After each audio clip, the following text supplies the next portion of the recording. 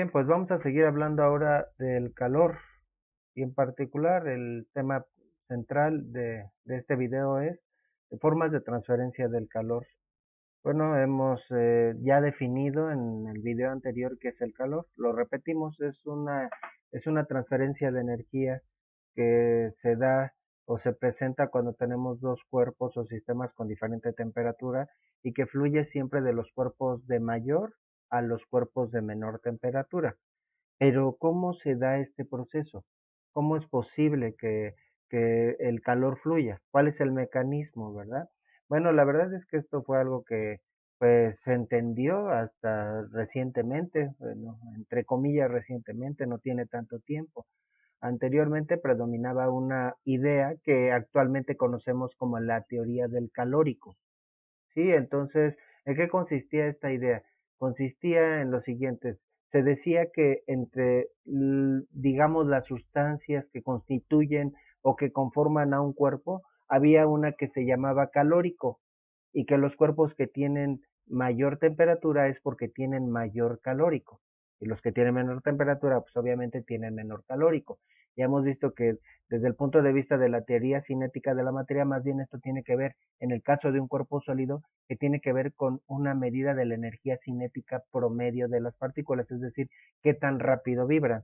Pero anteriormente no se asociaba a eso, sino más bien a esa sustancia llamada calórico, ¿verdad? Entonces, bueno, pero esa idea posteriormente fue desechada por el conde Rumford de Baviera, su nombre, digamos, político, o conocido también como, o su nombre real, pues Benjamin Thompson, un ingeniero, desechó esta idea. Así que tenemos la teoría del calórico, es una creencia de que los sistemas alcanzaban el equilibrio térmico por una sustancia llamada calórico. ¿Sí? Entonces cuando ponemos en contacto dos cuerpos, uno de mayor temperatura con uno de menor temperatura, el de mayor temperatura le pasa de su calórico hasta que las temperaturas se equilibren, ¿verdad? Independientemente de la cantidad de calórico que tenga cada cuerpo.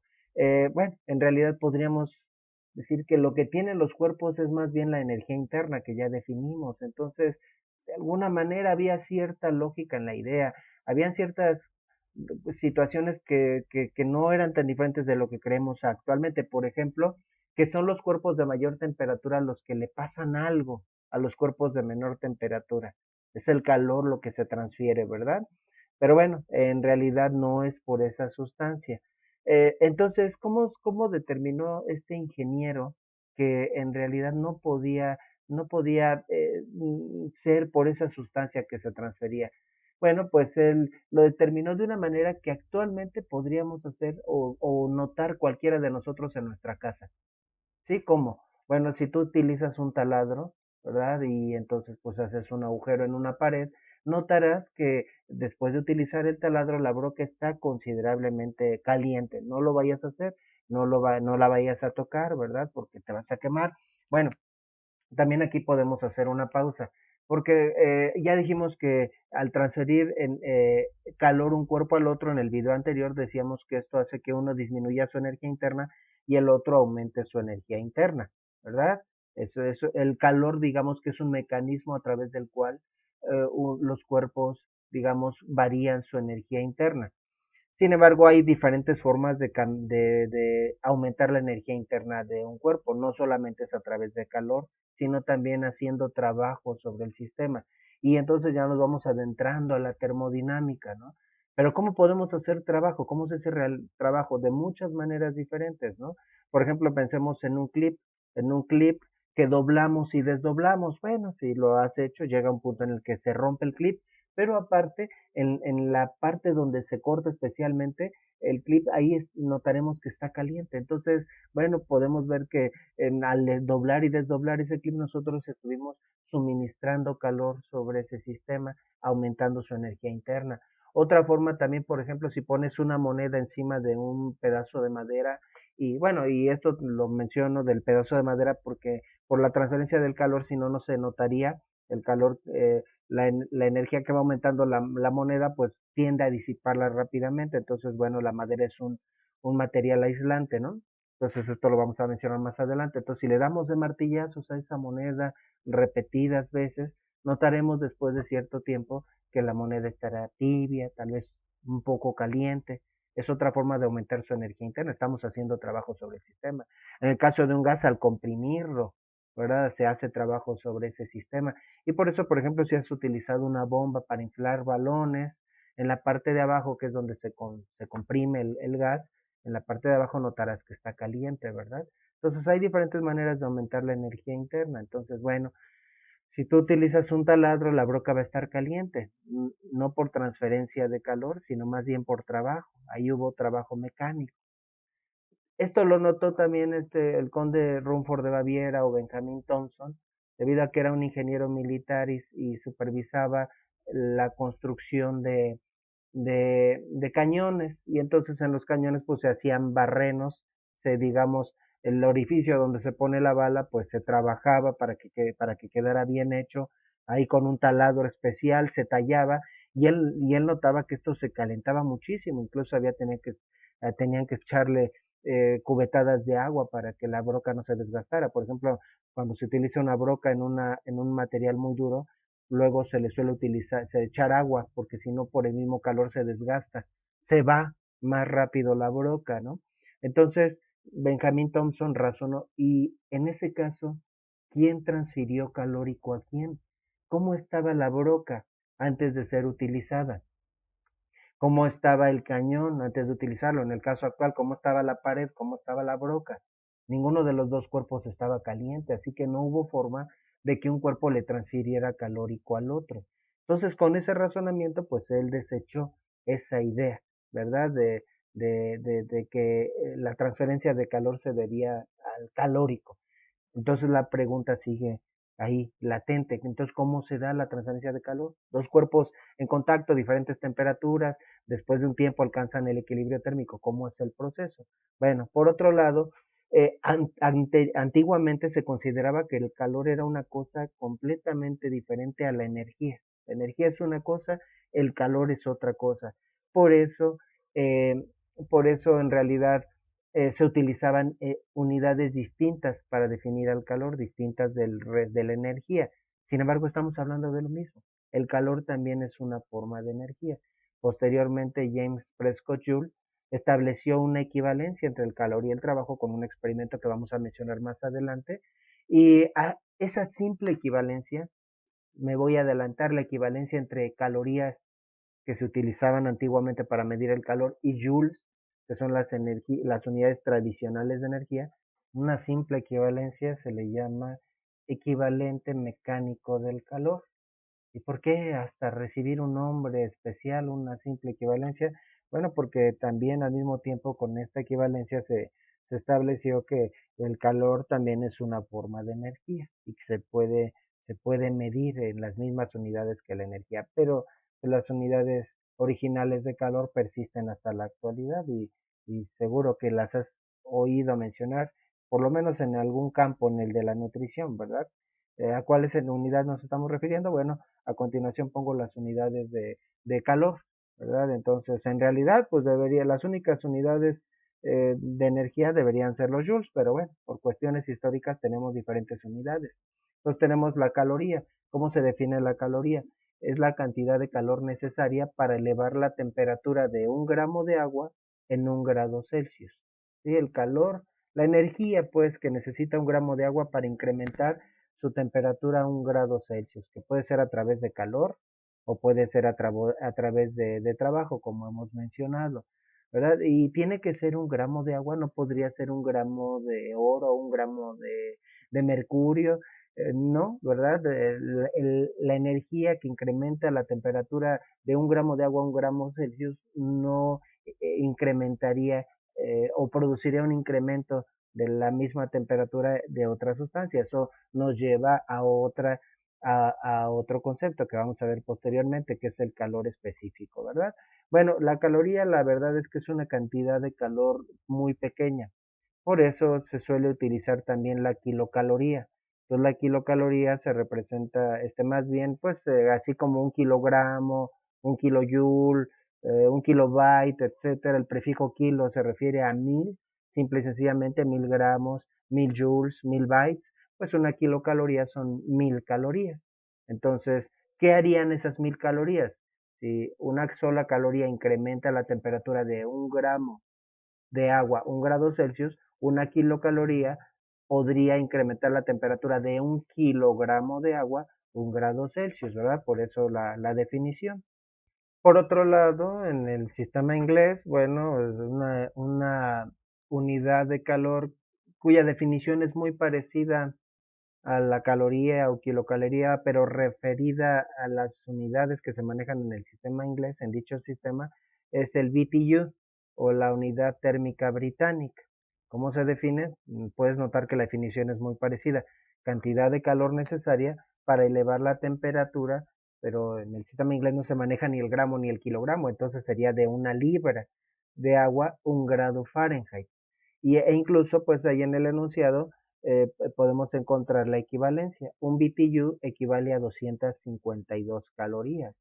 Bueno, entonces notamos que hay una gran diferencia entre el BTU y la caloría, a pesar de que su definición se parece mucho. ¿A qué se debe esto? ¿A qué obedece? Bueno, es que la caloría es cantidad de calor por gramo, ¿verdad? Y el BTU es por libra, en donde 1 libra equivale a 454 gramos, ¿verdad? Entonces, ¿por qué no son 450 igual a 454 calorías? Porque es por grado, en un caso grados Celsius y en el otro caso grados Fahrenheit, ¿verdad? En donde un incremento de 1 grado Fahrenheit, según lo que vimos en escalas termométricas, equivale a 5 novenos, apenas 5 novenos del incremento de 1 grado Celsius, ¿verdad? Pero bueno, ahí está la equivalencia. Podríamos incluso encontrarla, no sería tan complicado, pero pues ya no vamos a manejar prácticamente esa unidad, no vale la pena.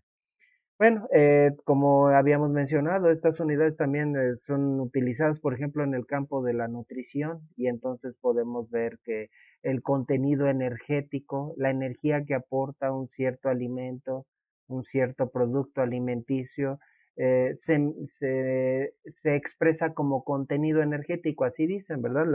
Las, los productos, así podemos encontrarlos. Entonces ahí podemos ver, por ejemplo, tablas como la que estoy poniendo en este caso, dice contenido energético por envase, ¿no? Entonces, en este caso, bueno, hay que tener cuidado porque a veces dice por porción y resulta que el producto que aparentemente tenía pocas calorías, en realidad tiene muchas calorías, pero no tomamos en cuenta que era por porción y resulta que el producto tiene 12 porciones, cosas por el estilo, ¿no? Entonces, bueno, incluso en este caso es un poco curioso porque abajo aparece por 100 gramos. Cabe destacar que ese producto es de 50 gramos, entonces, bueno, pues ahí al contrario, como que pudieran dar la impresión de que tiene más calorías. Entonces, por eso arriba dice contenido energético por envase, ese producto, lo que incluye en ese producto 250 kilocalorías y por 100 gramos pues sería aproximadamente el doble. Entonces ahí son 510. ¿Por qué no 500 exactamente? Bueno, debe ser que no son 250 calorías exactas. A veces se redondean los valores. Y además pues encontramos otras características de ese producto, ¿verdad? Entonces ese producto aporta una cantidad de energía igual a 250 kilocalorías, ¿verdad? ¿Por qué se maneja como unidades de calor y no tanto como unidades de energía? Se supone que se iba a sustituir y eliminar las calorías y se iban a reemplazar por joules, pero no se ha hecho esto, ¿verdad? Entonces, bueno, es que a fin de cuentas también, pues eso a lo mejor es para referirnos a que a fin de cuentas la energía que se liberan en los alimentos se libera en forma de calor. A fin de cuentas somos máquinas térmicas. En la digestión, durante la digestión el alimento libera calor. Por eso, una forma así, por ejemplo, en el show de Big Man, ¿no? Para determinar las calorías de una hamburguesa, por ejemplo, ¿cómo se determinan? Bueno, asombrosamente quemando la hamburguesa, ¿verdad? Y entonces, al quemarla, pues va a liberar hacerla que se prenda, va a liberar cierta cantidad de calor, que en teoría sería la misma, pero en un proceso químico que liberaría a través de la digestión, ¿verdad? No es que la hamburguesa esté prendida ahí en nuestra pancita, ¿verdad? Y nos vaya a quemar todas nuestras tripas, ¿verdad? Bueno, entonces, bueno, aquí hay un detalle que me intriga o me inquieta, ¿verdad? La cantidad de energía que tiene ese producto. Cabe señalar que son unas frituras de unos 50 gramos. Así que son unas frituras que podrías sentarte te podrías terminar en una sentada, quise decir, en unos cuantos minutos. Entonces, fíjate la cantidad de energía, 250 kilocalorías, donde cada kilocaloría es igual a 1000 calorías.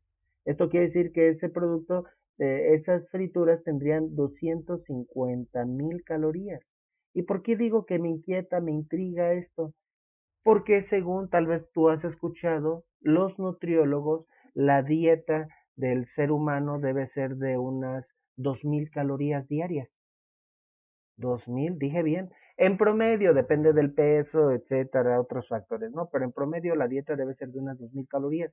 Y estas frituras aportan 250,000 calorías, ¿no? Y el nutriólogo dice 2000 calorías diarias. Entonces, no habrá aquí algún problema, no habrá aquí algún error. Esto quiere decir, bueno, si cancelamos aquí 3 ceros, que esas frituras tendrían 125 veces más energía de la que dicen los nutriólogos que debemos consumir en el día. Vamos a suponer que fueran 125 churritos. Ah, pues eso quiere decir que un solo churrito, si es que fueran churritos, te daría las 2000 calorías que necesitas en el día. Ahí hay algo raro, ¿verdad? Bueno, en realidad esto se debe a que la dieta que debe consumir un ser humano al día no es de 2000 calorías, es de 2 millones de calorías.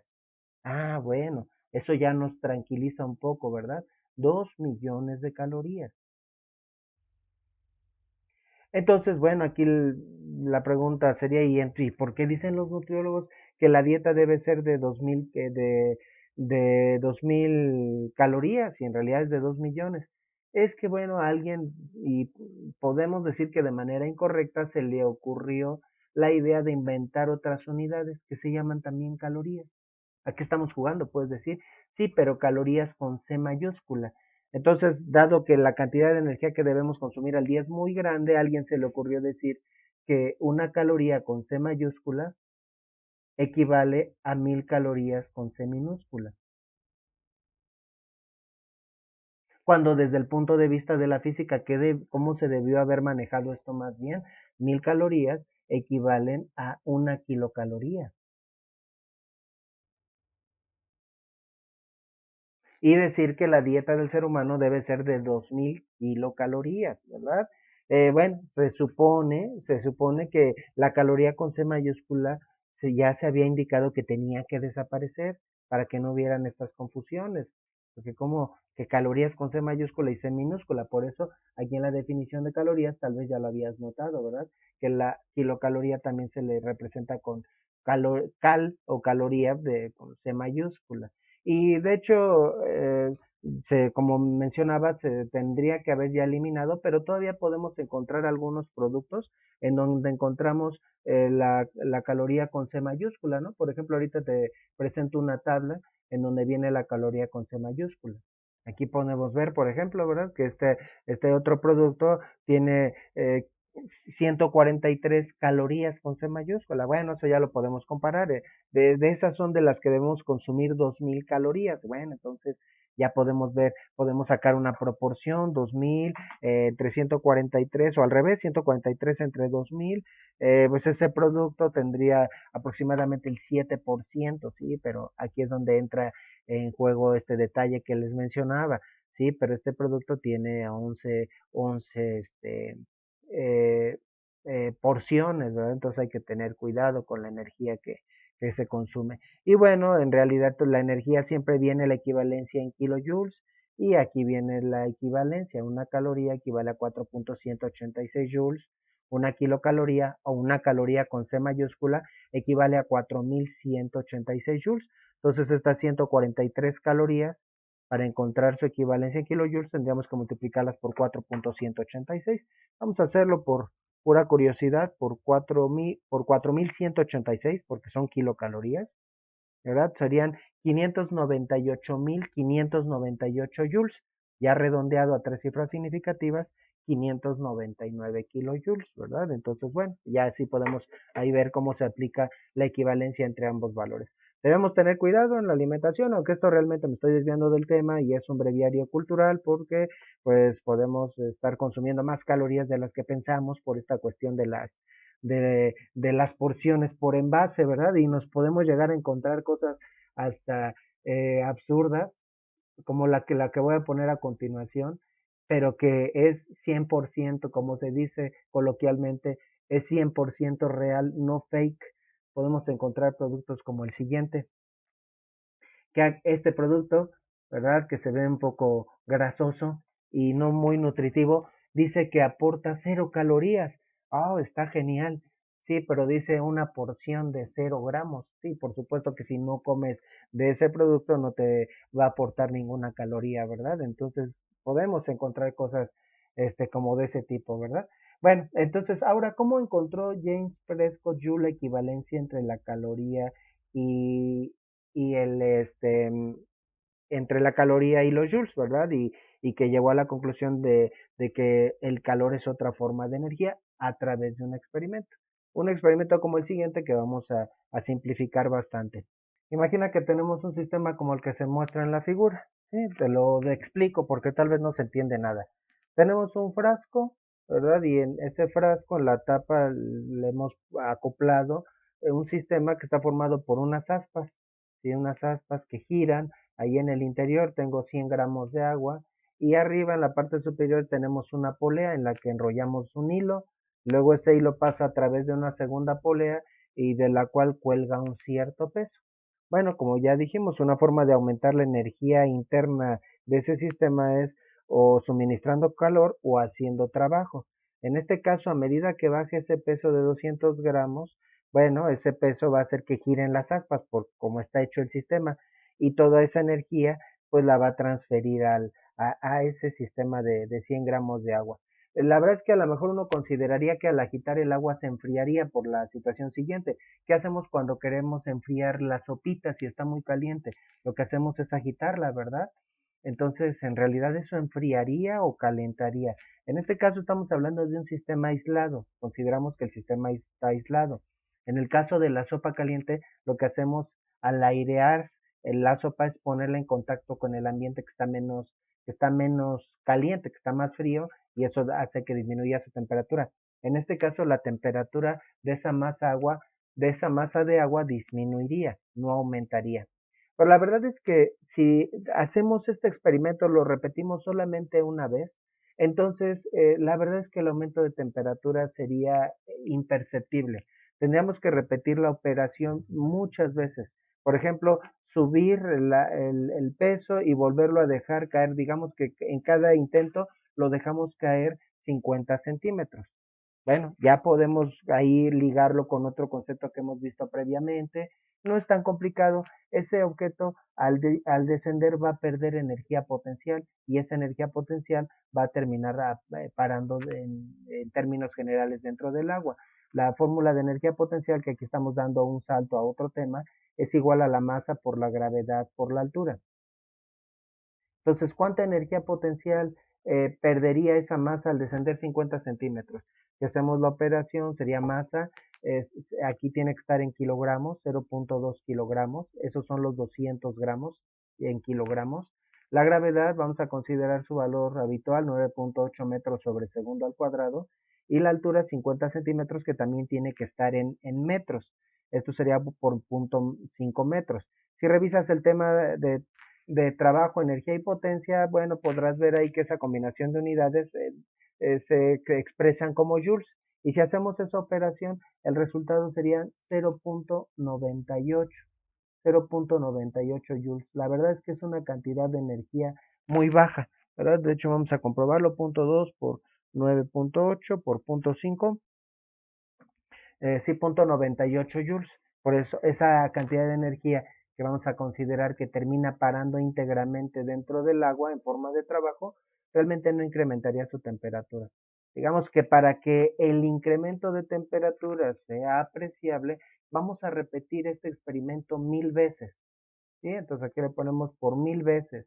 1000 veces dejamos caer esa masa de 200 gramos. Entonces, ¿cuánta energía se terminaría, cuánto trabajo se terminaría realizando en esa masa de agua se terminarían realizando 980 joules.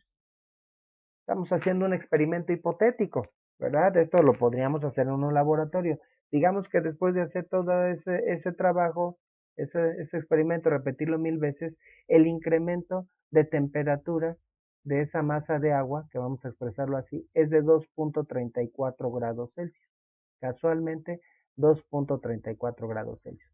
Bueno, estoy poniendo un valor ad hoc, ¿verdad? Por otro lado, entonces, si estamos diciendo que esa masa de agua se incrementó 2.34 grados Celsius, ahora la pregunta sería, ¿cuántas calorías recibió? Si, si nos concentramos en la definición de caloría, lo podríamos contestar. ¿Cuántas calorías recibió esa masa de agua? Dijimos que una caloría es la cantidad de calor que necesita 1 gramo de agua para calentarse 1 grado Celsius, ¿no? Calor para 1 gramo, 1 grado Celsius. Si tengo 100 gramos de agua, ¿cuántas calorías necesitaría para calentarse solo 1 grado Celsius, esos 100 gramos de agua? ¿Estás de acuerdo conmigo? 100 calorías, ¿no? 100 calorías por cada grado Celsius. Entonces, pero estamos diciendo que aquí el agua se calentó 2.34 grados Celsius.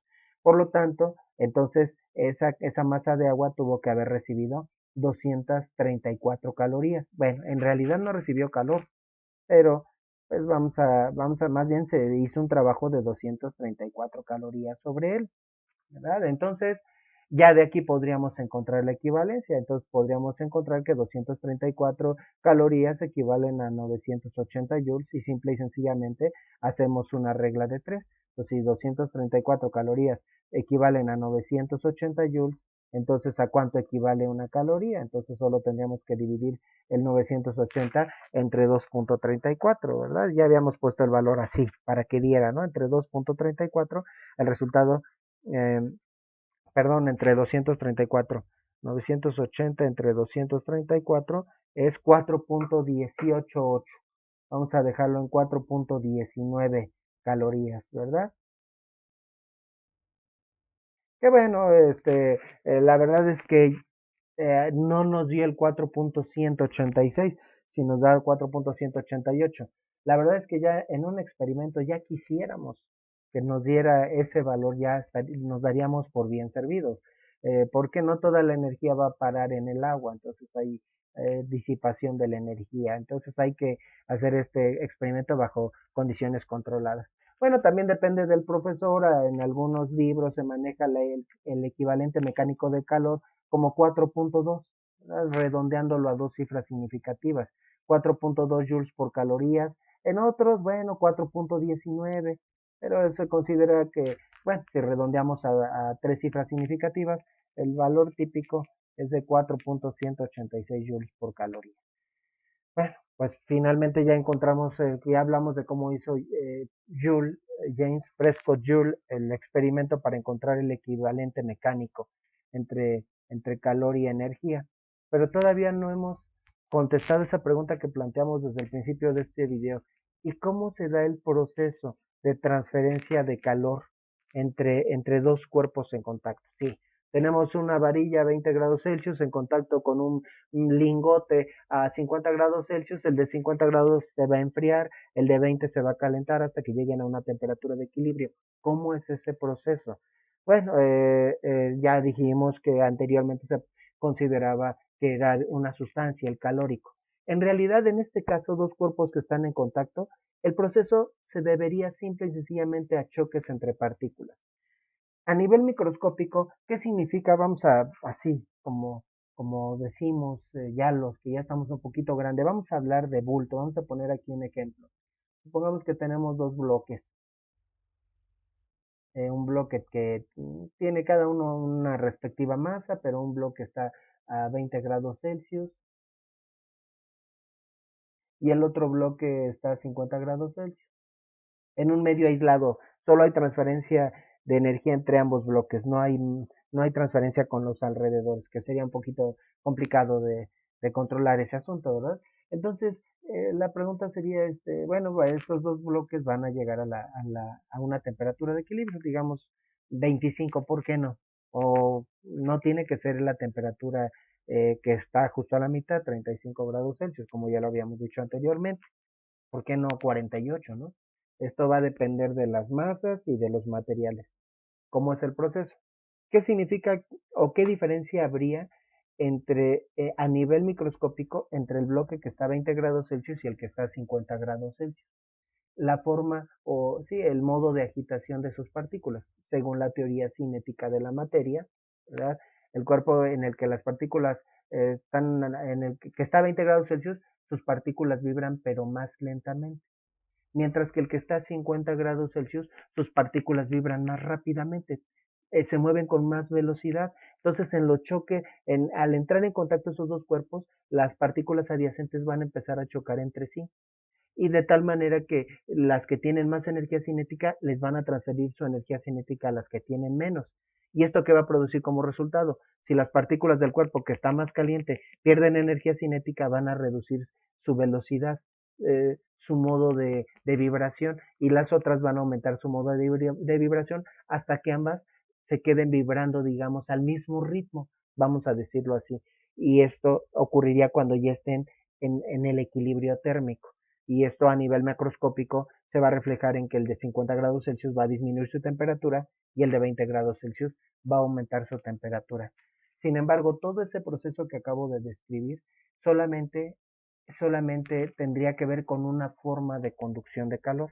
A eso es a lo que nos referimos con la transferencia de calor por conducción, que puede presentarse con dos cuerpos a diferentes temperaturas que están en contacto, o con un solo cuerpo en donde una parte está más caliente que la otra, es decir, tenemos un gradiente de temperatura. Supongamos que esta regla metálica, uno de sus extremos lo pongo en una flama, ¿sí? A una fuente de calor.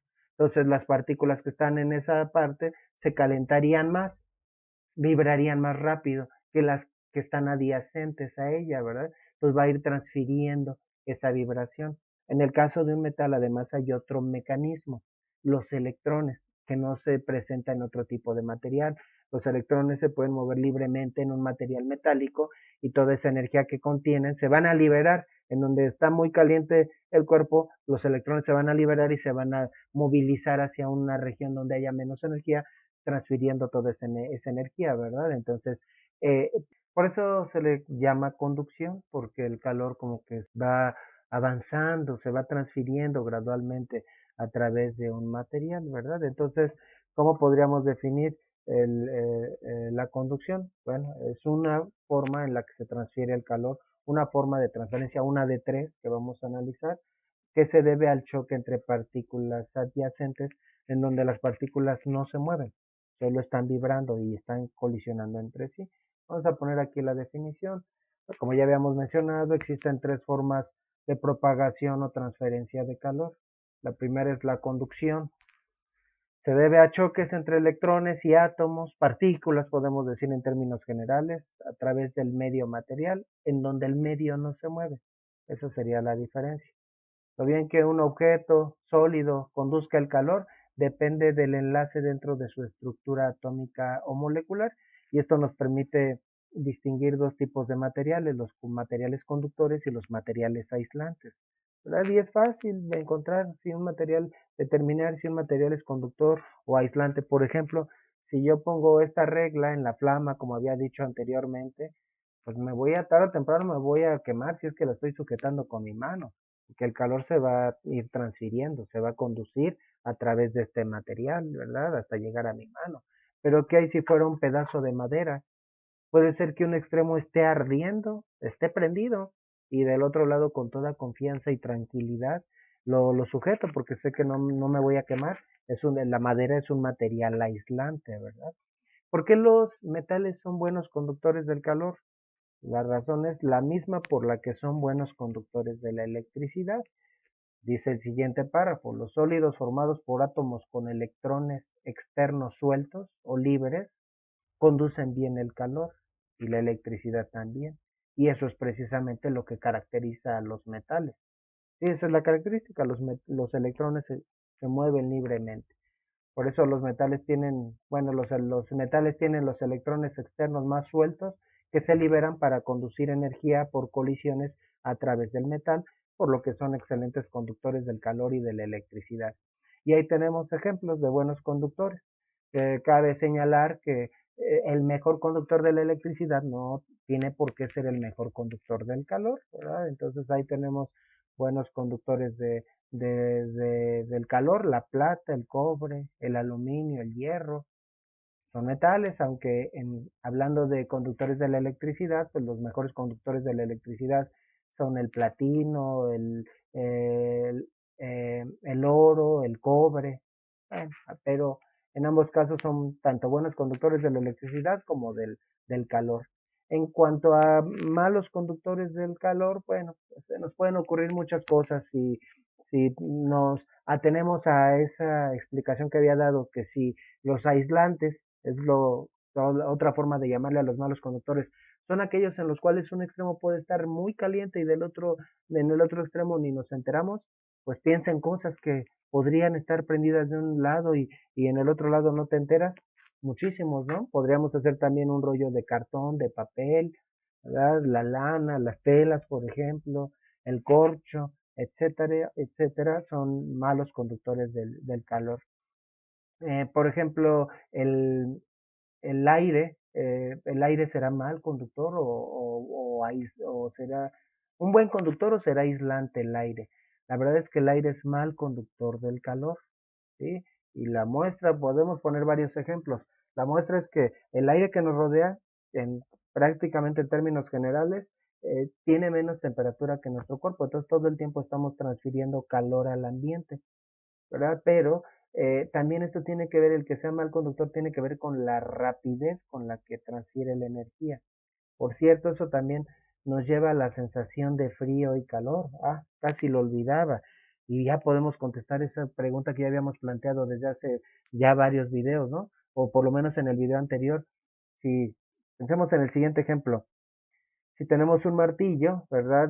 Pensemos que tenemos un martillo en la mañana y lo tocamos, bueno, vamos a sentir diferente temperatura si tocamos la cabeza metálica que si tomamos el mango o sujetamos el mango de madera.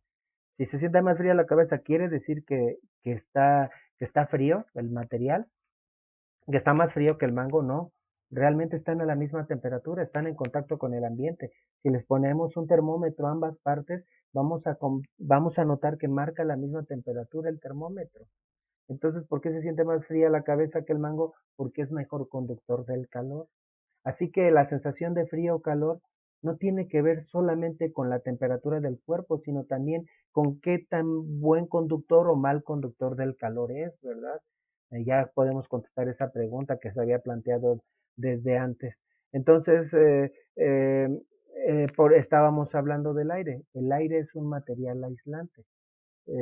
Y también otro detalle, perdón. Entonces, básicamente cuando tocamos algo que se siente frío, quiere decir que estamos transfiriendo energía, estamos perdiendo energía. Nuestros electrones se mueven, nuestras partículas se mueven más rápido, vibran más rápido que las partículas del cuerpo que estamos tocando. Transferimos energía. En cambio, si tocamos algo que se percibimos caliente, quiere decir que sus electrones, sus partículas vibran más rápidamente y más bien están transfiriendo energía cinética a las partículas de nuestra mano. Así que la sensación de frío o calor, como decían algunos enunciados ya hace algunos minutos, tiene que ver básicamente con pérdida o ganancia de energía y transferencia de energía en ambos casos. Sí, por eso si tocamos algo muy frío, tal vez por eso si tocamos algo muy frío o algo muy caliente, a veces la lesión es parecida. Se producen ampollas no solamente por tocar cosas muy calientes, sino también al tocar cosas muy frías nos podemos lesionar de la misma manera. Entonces tal vez nuestra piel tiene capacidad de transferir o recibir energía a un cierto ritmo, pero cuando es demasiado rápido esa transferencia, eso es lo que realmente nos produce las lesiones, ¿verdad? Bueno, entonces decíamos, el aire es mal conductor del calor y eso se puede ver porque a pesar de que estamos transfiriendo calor al ambiente porque tiene menor temperatura, en realidad cuando el aire está a unos 20 grados Celsius, en lugar de bueno, vamos a pensar unos 25 grados Celsius, en lugar de sentir frío, sentimos calor, a pesar de que estamos transfiriendo calor, ¿verdad? Entonces, es que no lo transferimos tan rápidamente. Entonces, bueno, ese es un ejemplo. Otro ejemplo, si prendemos un horno para cocinar algo, lo ponemos a 200 grados Celsius, abrimos la puerta y metemos la mano sin tocar nada, ¿verdad? No tocamos las paredes ni las rejas porque nos vamos a quemar. Nuestra mano estaría en contacto con aire también a 200 grados Celsius y sin embargo no nos quema porque es mal conductor del calor, nos transfiere el calor pero lentamente. Por eso es muy peligroso entrar a una zona de un incendio aunque no, aunque estemos lejos de donde hay flamas, donde hay fuego, ¿verdad? Porque puede ser que estemos respirando aire a 200 grados Celsius y eso puede estar cociendo lentamente nuestros pulmones sin que nos demos cuenta, porque es mal conductor del calor. Por ejemplo, el agua es mal conductor o buen conductor del calor. La verdad es que es mal conductor del calor. Se comporta como otra vez la madera. Puede ser que una parte esté fría y la otra esté caliente. Esto se puede ver, por ejemplo, en una alberca. Si en un lado le están dando los rayos del sol, ¿verdad? Esa zona estará más caliente que la parte que está en la sombra. Tú puedes dar un paso y sentir en un lado que el agua está más caliente y en otro lado el agua está más fría. El detalle es que el agua es un fluido y si tú sigues haciendo eso, pues vas a mezclarlo hasta que se haga homogénea la temperatura, pero no por conducción del calor, ¿sí? Sino por el movimiento de la masa. Entonces el agua es mal conductor del calor. La nieve es aislante o es conductora del calor. La verdad es que ¿de qué está hecha la nieve? De agua. Y en realidad es agua y aire. Entonces por las dos razones la nieve es un aislante. Y no estoy diciendo que la nieve sea calientita, ¿verdad? Simple y sencillamente funciona como una cobija, como un zarape. Aísla el calor, por eso en algunos lugares donde cae nieve no lo retiran de los techos, porque la nieve que está en los techos mantiene caliente la vivienda, ¿verdad? Algunos animales invernan enterrándose en la nieve. Tú no lo vayas a hacer, pues los animales tienen pelaje, la nieve no toca directamente su piel, sino su pelaje, ¿verdad? Pero si nosotros pusiéramos un cartoncito y encima de ese cartoncito pusiéramos nieve, esa nieve funcionaría como una cobija, aunque sea difícil de aceptar. Y por eso las cobijas, como son, las cobijas están hechas de materiales, digamos, como esponjosos, porosos, ¿no? De algunas fibras sintéticas o de plumas y el detalle, lo que los hace aislantes es especialmente el aire que contienen, que tienen contenido. El aire es un mal conductor del calor, ¿verdad? Bueno, entonces, la verdad es que la conducción es un tema que no vamos a ver, qué tan rápido se conduce el calor, pero también es parte de este tema. Muchas veces escuchamos conducción y nos quedamos con una definición. Y ya para, como resumen y conclusión de esta parte, la conducción se debe al choque entre partículas, ¿no? Y átomos de un medio material. El medio no se mueve, esa es la definición de la conducción. Sin embargo, no crean que solamente esto es una definición, también habrían ejercicios, pero no vamos a profundizar tanto en el tema. Bueno, ahora, pero entonces, ¿cómo es posible que se calienta el agua? El agua, por ejemplo, si la ponemos en una olla, pensemos en una olla, en una lata muy alta y ponemos un extremo en la flama y pues y si ponemos la mano en la parte que está lejana a la flama, vamos a sentir que toda la masa de agua se calienta. Entonces, se está comportando como una regla en donde se conduce el calor, ¿no? En realidad no. Esto nos conduce a la segunda forma de transferencia de calor, la convección. ¿En qué consiste la convección? Bueno, vamos a poner ya directamente la definición. Es un proceso por el cual se transfiere calor por medio del movimiento real de la masa del fluido, ¿sí? O es la segunda forma de transferencia del calor, en donde se mueve la masa real del fluido. En el caso anterior sí hay movimiento, pero movimiento de vibración, las partículas prácticamente no cambian de posición. Aquí sí se está moviendo la masa y es un proceso que solo se presenta en líquidos y en gases. Pero viéndolo más al detalle, ¿cómo es ese proceso? Bueno, el agua, como hemos dicho, es un mal conductor del calor. Entonces, si ponemos a calentar agua en una olla, el agua que se empezaría a calentar sería solo la parte que está cerca de la flama. El resto no se enteraría al principio, ¿verdad? Y por un breve instante. Entonces el agua de la parte inferior se calienta. Y esto lo relacionamos con otro concepto, la expansión térmica. Los cuerpos cuando se calientan tienden a expandirse, a hincharse. Hablándolo, explicándolo en términos de la teoría cinética de la materia, se explica como que las partículas se empiezan a mover más rápido y empiezan a chocar más violentamente de tal manera que se separan más. Así es una forma de entender por qué la expansión de los cuerpos ante el incremento de temperatura. Entonces, el agua caliente está hinchada, por decirlo así, pero en términos de densidad, si tenemos la misma masa, pero el volumen aumenta, la densidad disminuiría. Entonces tenemos agua caliente que es más densa y en la parte superior agua menos caliente que es más densa, sus partículas están más juntas, ¿verdad? Y bueno, recurriendo a lo que dice el principio de Arquímedes establece, o sea, a partir del principio de Arquímedes se puede establecer que lo que es más denso se hunde y lo que es menos denso tiende a flotar. Y no solamente si mezclamos mercurio y agua, el mercurio se va al fondo y el agua se va arriba por ser menos densa, sino incluso el agua puede flotar sobre el agua. Pero ¿cómo es esto? Sí, el agua caliente tiende a flotar sobre el agua fría, porque es menos densa, y el agua fría es más densa, tiende a bajar, o digamos menos caliente. Entonces en la parte de abajo, el agua es más caliente, menos densa, tiende a subir, ¿verdad? Pero bueno, pues al subir va a dejar un espacio disponible y por lo tanto entonces va a bajar por gravedad el agua fría, ¿sí? Por su propio peso baja el agua fría, que es más densa, y se acerca a la flama. Pero este ciclo se va a repetir porque ahora el agua caliente que subió, al alejarse de la flama va a empezar a enfriarse y el agua que estaba fría y que bajó va a empezar a calentarse. Entonces lo que antes era menos denso se va a hacer más denso y lo que antes era más denso se va a hacer menos denso y se repite el proceso de tal manera que se van a formar unas corrientes cíclicas llamadas o conocidas como corrientes de convección, ¿verdad? Y de hecho, si observamos con cuidado el agua cómo hierve en una olla, podemos notar cómo el agua está circulando, ¿verdad? Se está moviendo. Entonces aquí están implícitas muchos principios físicos, ¿no? La expansión térmica, el principio de Arquímedes. Bueno, pues todo esto, pues toda esta idea lo podemos resumir con el siguiente enunciado, ¿no? Para resumir toda esta idea. Entonces dice ahí, los líquidos y gases transmiten el calor principalmente por convección. Sí, es el medio principal de los líquidos y los gases. Esta transferencia se debe al movimiento de los fluidos mismos. A medida que el fluido se calienta en la parte inferior, las moléculas de esta región comienzan a moverse más rápido, se apartan más entre sí, a nivel macroscópico se hinchan y el gas o el líquido se hace menos denso y se mueve hacia arriba por flotación, principio de Arquímedes. Por lo tanto, baja el fluido más frío y denso.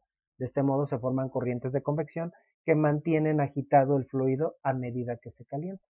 Pero este proceso, este fenómeno no se presenta solo en agua hirviendo en ollas, se presenta en la naturaleza muy constantemente, ¿verdad? Tal vez mucho más, de una manera mucho más constante de lo que te imaginas. ¿Qué ejemplos tenemos de convección en la naturaleza? Bueno, pues podemos mencionar muchos. Para entender algunos de estos fenómenos también vamos a hacer referencia también a una propiedad de los gases. ¿Verdad? Hemos ya tal vez mencionado en otros videos que en los gases hay tres propiedades que están relacionadas. La presión, el volumen y la temperatura. De tal manera que si a una masa de gas le cambiamos una de estas propiedades, automáticamente le cambiamos una o las otras dos propiedades. Un cambio de volumen modifica la presión o la temperatura o las dos simultáneamente, ¿verdad? En términos generales, un gas cuando se expande se enfría. ¿Sí? Se enfría y si se expande demasiado puede descender considerablemente su temperatura. De hecho, bueno, según la teoría cinética de la materia, esto se debe a que al separarse las partículas hay menos colisiones entre ellas y eso hace que reduzcan su velocidad. Bueno, en fin, pero eso es ya digamos con base en la teoría cinética de la materia. No se necesita un experimento muy complejo para que te des cuenta de que el aire cuando se expande se enfría. Una situación muy cotidiana en donde podemos notarlo es lo que hacemos para enfriar una sopa que está muy caliente.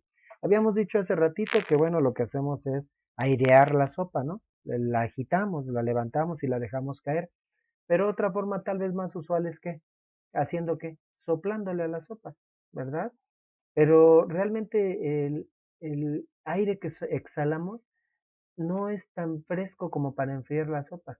Así que hacemos algo de una manera inconsciente, soplar con los labios fruncidos, como si estuviéramos pidiendo un beso. Así soplamos, ¿verdad? ¿Y por qué no soplamos con la boca abierta? Nos veríamos muy raros, tal vez pensarías, bueno, nos veríamos raros porque estamos acostumbrados a soplar con los labios fruncidos. Pero es que al hacerlo así, hacemos que el aire se salga frío. En cambio, si soplamos con la boca abierta, el aire no sale frío. Puedes hacer lo siguiente. Sopla la palma de tu mano más o menos a esta distancia, a la que yo lo estoy haciendo, con los labios fruncidos. Siente la temperatura del aire.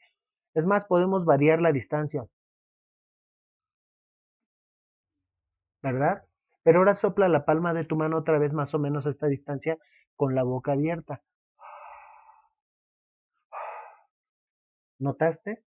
Se siente más caliente el aire cuando soplas con la boca abierta. Por eso soplamos de esa manera si queremos enfriar, ¿verdad? El café o algo que vamos a consumir y que está muy caliente. ¿Por qué se enfría? Bueno, porque al hacerlo pasar por ese pequeño espacio, a partir de ahí el aire se empieza a expandir y al expandirse se enfría, ¿verdad? En cambio, cuando soplamos con la boca abierta, percibimos la temperatura real con la que exhalamos el aire, no cambia prácticamente la temperatura. Entonces, el aire al ir subiendo se expande. ¿Por qué? También esto está relacionado con otro concepto, la presión atmosférica. A mayor altitud hay menor presión atmosférica, entonces el aire al ir subiendo se hace menos denso y aparte se va expandiendo y eso hace que disminuya su temperatura. Sí, disminuye su temperatura de tal manera que puede alcanzar temperaturas gélidas, heladas, ¿verdad?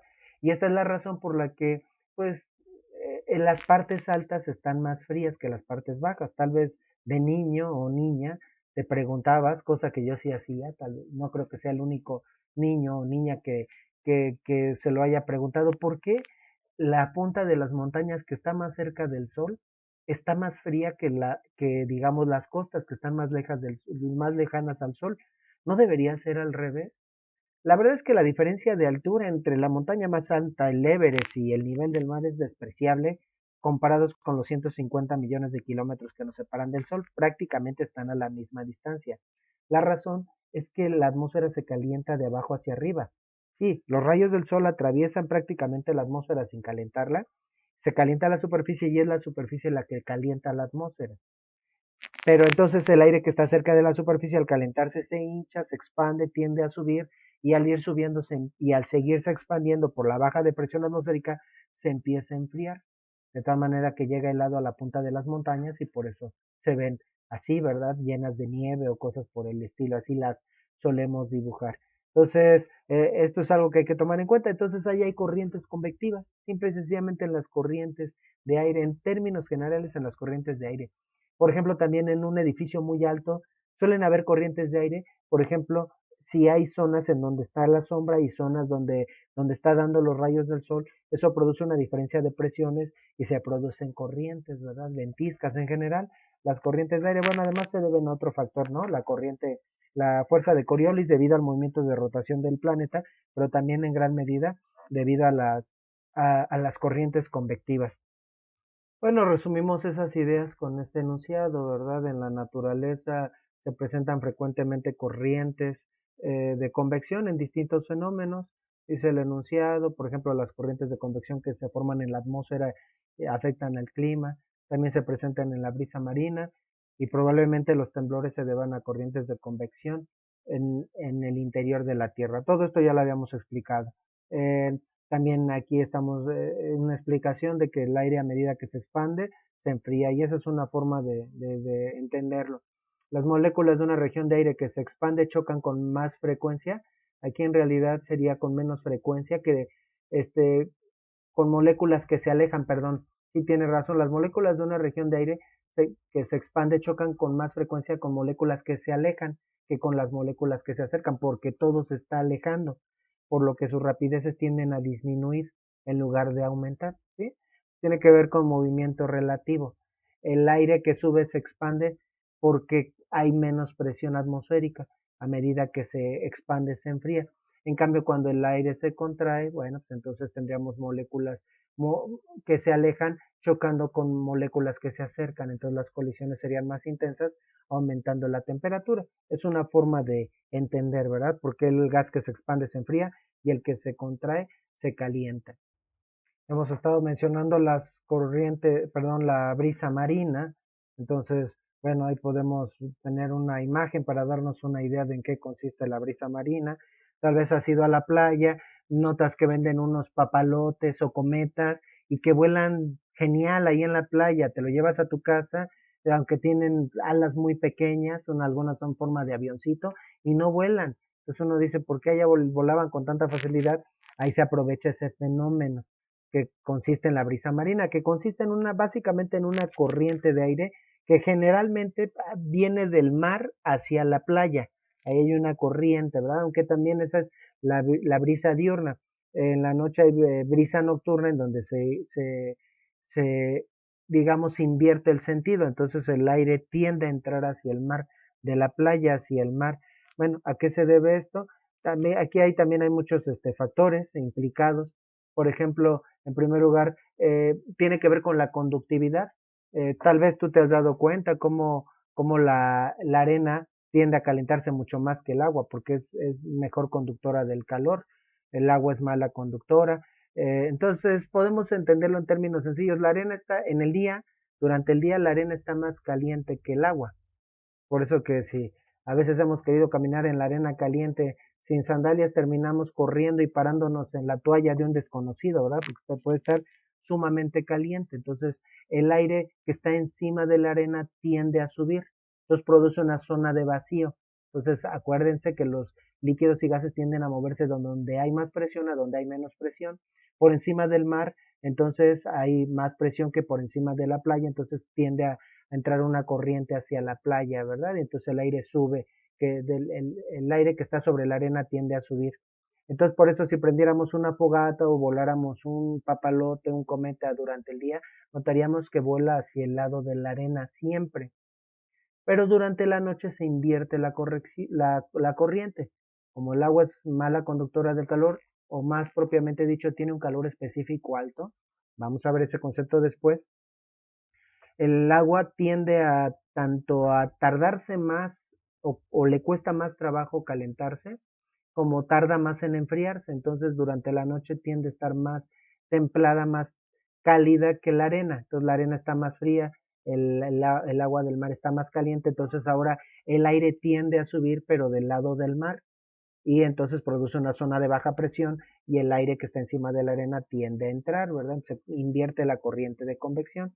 Si prendiéramos una fogata, entonces el humo de la fogata durante la noche asciende hacia el mar, mientras que durante el día asciende hacia la arena, ¿verdad? Pero bueno, esas corrientes también están relacionadas con el fenómeno de convección. Y a veces también se aprovecha ese fenómeno, por ejemplo, en algunas casas, en algunas viviendas, en la parte inferior hay una caldera que funciona como calefactor, ¿verdad? Está conectada a todo un sistema, una tubería que recorre la casa, ¿sí? Para que circule. Entonces, ¿y por qué se ponen en el sótano? Están en el sótano esos calderos. Seguramente hay métodos más eficientes, pero independientemente si hay un método más moderno, eléctrico, lo ideal es que se ponga en el sótano, porque el aire caliente tiende a subir. Entonces, se calienta el aire en la parte inferior, tiende a subir en toda la vivienda y arrastra el aire frío hacia el inferior, hacia la parte inferior. Ahí hay una corriente, ¿verdad? Que está incrementando la temperatura de la vivienda. Bueno, pues este es el concepto de corriente de convección. Nos falta el tercer tipo de transferencia de calor, la radiación. Aunque también antes de hablar de la radiación, vamos a hablar de un experimento que permite demostrar que el agua es mala conductora del calor y si se calienta es por convección, no por conducción. Imagínate que hacemos ese experimento. Ahorita vemos lo de la vela. Me refiero al dibujito del tubo de ensayo o tubo de ensayo, como se le diga. Entonces, bueno, imagínate que ponemos ese tubo a calentar en un mechero y le ponemos agua. La verdad es que no es tan importante ponerle hielo, pero bueno, tiene hielo en el fondo. Y le ponemos agua y le ponemos a calentar ahí en el mechero, pero inclinado así como está en el dibujo, de tal manera que la flama solo calienta la parte superior. Tú podrías estar sujetando la parte inferior sin ningún problema, sin ningún temor a que te vayas a quemar. Podrías ver que en la parte superior el agua está hirviendo, está echando vapor y está borboteando. Y sin embargo en la parte inferior ni te enteras. Si después lo retiras de la flama, enderezas ese tubo de ensayo y con cuidado tocas las diferentes partes, notarás que la parte de arriba continúa caliente, mientras que la parte inferior continúa fresca, continúa fría, ¿verdad? Y puedes tocar las diferentes partes y cómo se siente de repente un cambio brusco de temperatura. O sea, ni siquiera hay un gradiente que vaya disminuyendo gradualmente, sino que en la parte de arriba está caliente y en la parte de abajo está frío. Eso demuestra que el agua es mala conductora del calor. ¿Por qué no se calienta todo? Bueno, ahora consideremos que el mechero lo ponemos en esta posición, más bien el tubo de ensayo lo ponemos en posición vertical y ponemos la flama en la parte inferior. Ahí sí que ni se te ocurra sujetar el tubo de ensayo con tus manos, porque te producirías una quemadura severa. Tendríamos que hacer el experimento con unas pinzas. En este caso, toda el agua se calentaría. Entonces, en este caso, ¿por qué se calienta el agua? Toda el agua se calienta por convección, ¿verdad? Entonces, como hemos dicho, el agua caliente tiende a subir, tiende a ir hasta la parte más alta y en su lugar el agua fría o menos caliente tiende a bajar y se producen estas corrientes de convección de tal manera que se va a agitar la masa del agua y se va a hacer homogénea la temperatura, no va a haber diferencias de temperatura prácticamente y va a estar toda el agua muy caliente. En este caso, el agua caliente, en el primer caso, siempre tiende a subir, nunca tiende a bajar, entonces voy a tener corrientes de convección solamente en esta zona o en esta región, ¿verdad? Entonces por acá el agua, nunca va a haber agua caliente en esta región. Entonces eso sirve para demostrar que el agua es mala conductora del calor. Y aquí se plantea una pregunta, ¿por qué puedes acercar los dedos a una llama, a la llama de una vela por los lados y no por arriba, ¿verdad? Con solo que la aproximemos un poco ya sentimos el calor, pero a los lados podemos acercarlo considerablemente más a la flama, porque el calor que nos llega si ponemos la mano arriba de la flama, nos llega por convección. En cambio, por los lados solo nos llegaría por radiación, que es el concepto que vamos a ver a continuación, y muy poco por conducción. El aire él es mal conductor del calor, ¿verdad? Si nos llega a los dedos es prácticamente por conducción. Bueno, perdón, por radiación. Pues vamos a ver el último tipo de transferencia de calor, la radiación. ¿En qué consiste? Pues es una forma de transferencia de calor en la cual el calor se transmite por medio de ondas electromagnéticas, ¿verdad? Bueno, vamos a poner la definición a continuación. La radiación, dice ahí, es un proceso mediante el cual se transfiere por ondas electromagnéticas, lo que acabábamos de decir. ¿Cómo nos llega el calor del Sol? Precisamente por radiación. El calor del Sol atraviesa la atmósfera y ahí calentando la superficie terrestre, realmente no interactúa prácticamente con la atmósfera. Este calor no pasa a través de la atmósfera por conducción, no es que el Sol calienta la atmósfera y luego la atmósfera calienta la Tierra, porque sigue diciendo el enunciado, el aire es uno de los peores conductores, ni tampoco llega por convección, pues en la convección el aire caliente tiende a subir, no a bajar y la convección se inicia solo después de que los rayos del sol calientan la superficie terrestre, ¿no? Lo que habíamos dicho anteriormente, la atmósfera se calienta de abajo hacia arriba. Además, ni la convección ni la conducción son posibles en el espacio que separa la atmósfera del Sol. O sea, tanto la conducción como la convección necesitan de un medio a través del cual propagarse el cual no hay entre la atmósfera de la Tierra y el Sol. Entonces el Sol nos llega por radiación. El calor como radiación es solamente uno de un conjunto de tipos de ondas electromagnéticas que van desde las ondas de radio, las microondas, la radiación infrarroja, eso es a lo que le llamamos el calor, la radiación infrarroja, la radiación ultravioleta, los rayos X y los rayos gamma, ¿verdad? Entonces, aunque los percibimos de manera muy diferente unos a otros, unos ni siquiera los percibimos, unos son muy peligrosos para la salud, pero todos tienen una naturaleza muy semejante, ¿no? Entonces, bueno, entonces tenemos las ondas de radio, microondas, dice infrarroja, luego seguiría la luz, aquí no está incluida en esa lista, también estaría la luz, luego la radiación ultravioleta, los rayos X y los rayos gamma. Bueno, cada uno de estos tipos de rayos tienen digamos, un rango de longitudes y de frecuencias, donde las ondas de radio son las ondas de mayor, vamos a ponerlo así el diagrama, como una onda que se va haciendo cada vez más chica, realmente no es así.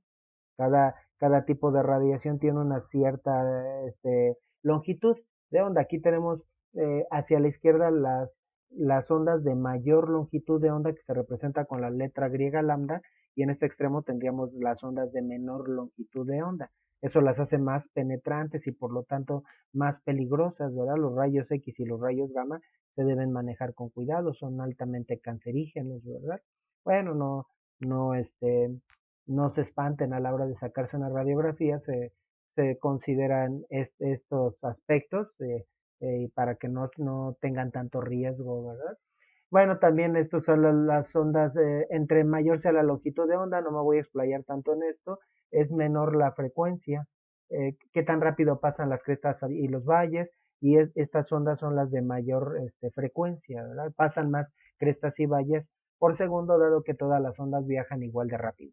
Bueno, algún tipo de ondas ni siquiera lo percibimos, las ondas de radio están atravesando el espacio en el que nos encontramos sin que lo notemos, las microondas puede ser lo mismo, la radiación infrarroja la percibimos con la piel, es a lo que le llamamos el calor, esto es el calor por radiación y es de lo que estamos hablando ahorita en este tema. La luz no la percibimos con la piel, la percibimos con los ojos, la radiación ultravioleta, rayos X y rayos gamma. Bueno, pues por ejemplo la radiación ultravioleta, eso es lo que lo hace peligroso. Se puede percibir un poco también como el calor, solo que son ondas, digamos, de menor longitud, más penetrantes y pueden penetrar más capas de nuestra piel y producir algunas lesiones. Los rayos X y los rayos gamma, bueno, aunque los emiten o se producen en el Sol, pero prácticamente a la Tierra no llegan rayos X ni rayos gamma del Sol, pero se pueden producir en un laboratorio, ¿verdad? Bueno, noten, ¿por qué se llama radiación infrarroja también? Bueno, cada una de estos tipos de onda están divididos en una familia, ¿sí? Por ejemplo, en las ondas de radio pueden ser las de las estaciones de radio propiamente dicho, pero también las de televisión, las que utiliza la policía, etcétera, ¿no? Cada uno de estos puede tener diferentes rangos y tipos. La luz, por ejemplo, lo que distingue también un tipo de otro tipo de ondas electromagnéticas que están contenidas en el conjunto que le llamamos luz, son los colores, donde el espectro de colores siempre se ordena, por ejemplo, en los arcoíris, cuando se descompone una luz blanca en un prisma, el orden de los colores siempre es el mismo. En un extremo está el color rojo y en el otro extremo está el color violeta, que ese ya nos cuesta más trabajo percibirlo y a veces es más fácil ver el azul, pero después del color azul está el violeta, ¿verdad? Por eso al calor también se le llama radiación infrarroja, porque está debajo del rojo, literalmente eso es lo que quiere decir. Y a la radiación que sigue después de la luz se le llama ultravioleta, literalmente por encima del violeta. Bueno, cuando nosotros acercamos, ya aquí ya me extendí un poco con las ondas electromagnéticas, aquí estamos hablando del calor. Cuando yo acerco las manos a una flama, entonces el calor que percibo pues, me llega principalmente por radiación. ¿Sí? Entonces, bueno, aquí podemos entender también lo siguiente. Por ejemplo, ¿por qué se percibe, si una persona, esto lo pueden tomar, es una persona que utiliza anteojos, lentes, ¿por qué no percibe el calor en sus párpados? A veces, bueno, los que no utilizamos lentes, si estamos en una fogata, a veces los párpados, los ojos se quedan cansados, además de por el humo de la fogata, también por el mismo calor, los párpados digamos, una membrana delgada, pero una persona que utiliza sus lentes no lo siente tanto. Ah, es que las ondas electromagnéticas, bueno, el calor como cualquier tipo de ondas, presenta fenómenos relativos o relacionados con las ondas, entre ellos la reflexión. Entonces, las ondas de calor se reflejan en los lentes. Es una superficie muy lisa, muy pulida, se reflejan y entonces no atraviesan prácticamente los lentes, mientras que al resto del cuerpo sí llegan y se percibe más, ¿verdad? En el resto del cuerpo. Entonces, bueno, esa es la radiación, la transferencia de calor por radiación. Las ondas de calor que emite un cuerpo no son iguales en todos los casos, ¿verdad? Un cuerpo emite ondas de una naturaleza y otro cuerpo de ondas de otra naturaleza, de una longitud de onda y de una frecuencia diferente para cada caso. ¿Y qué es lo que determina las propiedades de las ondas de calor, de la radiación infrarroja, pues, que emite un cuerpo? Depende de la temperatura. ¿Sí? Dice el enunciado, los cuerpos de temperatura menor, es decir, las que tienen menos energía emiten ondas largas, amplias, ¿sí? Mientras que los de mayor temperatura emiten o mayor energía emiten ondas de longitud menor. Y bueno, lo que viene ahí abajo es solamente una analogía para pues darnos cuenta que en términos generales las ondas de menor longitud tienen que ver están relacionadas con mayor energía, ¿no? Pensemos que atamos una cuerda a un poste y entonces queremos que emita ondas con menor longitud de onda. ¿Qué tendríamos que hacer? Agitar nuestra mano más rápidamente, ¿no? Entonces, si al agitar más rápidamente la mano, estamos transfiriendo más energía. En cambio, si agitamos la mano más lentamente, se van a producir unas ondulaciones más largas, ¿no? Entonces, están relacionadas con menos energía, ¿no? Entonces, bueno, como la luz es familiar, prima cercana del calor, entonces cuando un objeto está muy caliente, parte de la energía radiante que emite también empieza a corresponder a la luz visible. Si calentamos un cuerpo demasiado, empieza a emitir luz, ¿verdad? Entonces un metal, por ejemplo, si lo ponemos mucho tiempo en una fogata, ese metal va a empezar a emitir luz. Si vemos a un metal así en condiciones normales, no es porque emita luz, sino porque la refleja. Emite la luz, refleja la luz que le llega. Pero en el caso de que pongamos es un metal en una flama, entonces ahora cuando esté muy caliente va a emitir luz y esto lo podríamos comprobar apagando la luz, eh, digamos, tapando este objeto de tal manera que no haya nada de luz y veríamos que se ve rojo aún en la oscuridad, está emitiendo luz. ¿Por qué se ve en primer lugar rojo? Porque recordemos que ese es el primer color del espectro de luz, ¿verdad? El primer color que aparece es el rojo. Pero si se empieza a calentar más el cuerpo, entonces se podría empezar a ver amarillento. Y si todavía se calienta más, se podría ver un metal blanquecino. Y consideramos que el color blanco es la combinación de todos los colores. En ese caso ya estaría emitiendo todo el espectro de luz visible, ¿verdad? Entonces, esto ya va a depender de la temperatura. Y así los fundidores sabían más o menos qué tan caliente estaba un horno por el color que emitía dicho horno. Entonces, cuando la temperatura es de unos 500 grados Celsius, entonces la luz que emite un cuerpo es roja. Si va de 500 a unos 1200, amarillenta, y por encima de los 1200 grados, la luz ya sería blanca, ¿verdad? Entonces, bueno, esos son lo que tiene que ver con la radiación. Entonces, bueno, por ejemplo, también esto está relacionado con el efecto invernadero. Pensemos que tenemos al planeta, ¿no?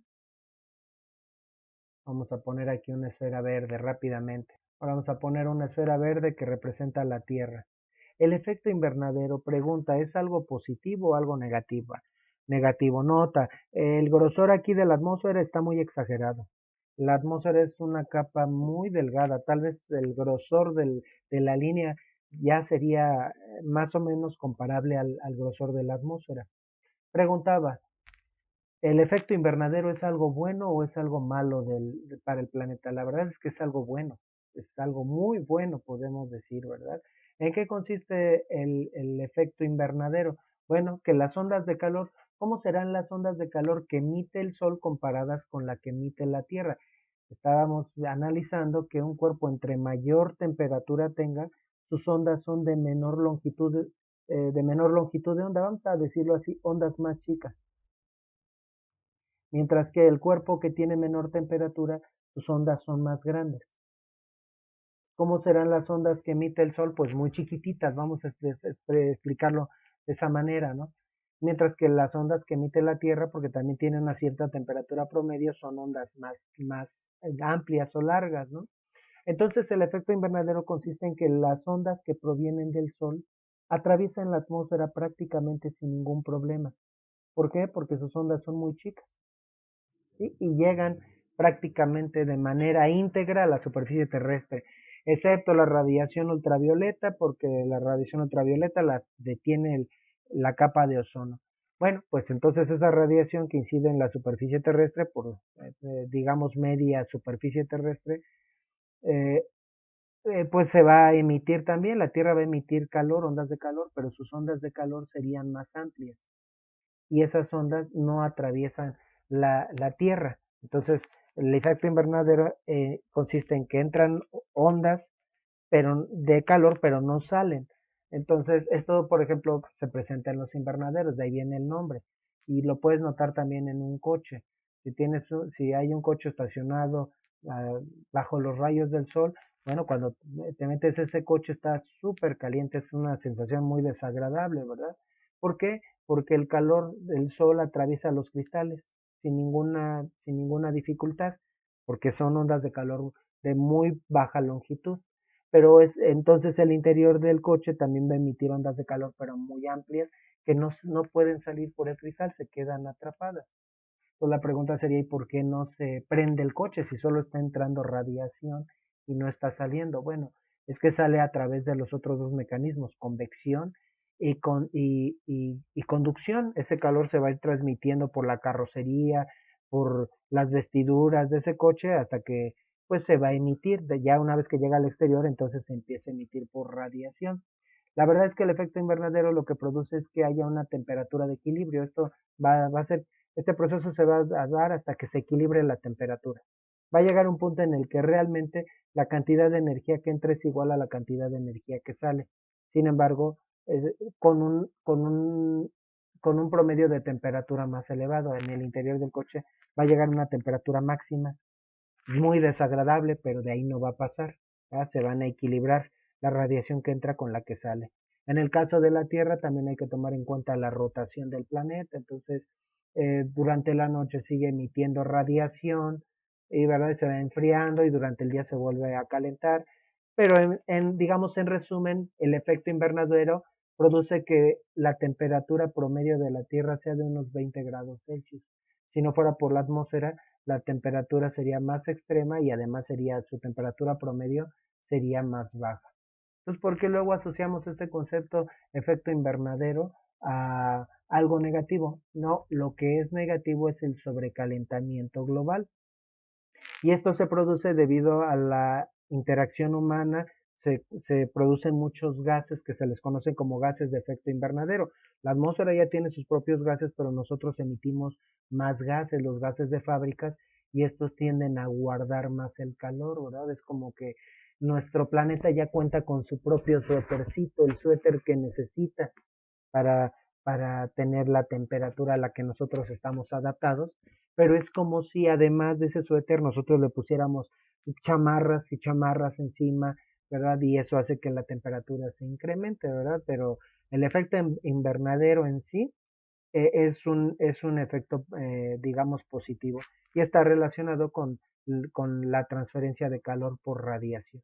Entonces, en resumen, hay tres tipos de transferencia de calor: conducción, convección y radiación. La verdad es que también pude haber explicado estas tres formas de transferencia de calor en 3 minutos. Tú puedes encontrar muchos videos de 3 minutos de conducción, convección y radiación.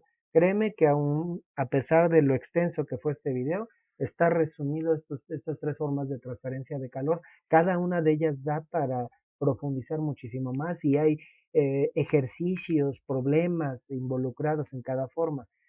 Sin embargo, bueno, a mí me gusta ahondar un poco más en este tema para poder tener una idea un poco más clara acerca de a lo que se refiere cada una de estas tres formas de transferencia de calor.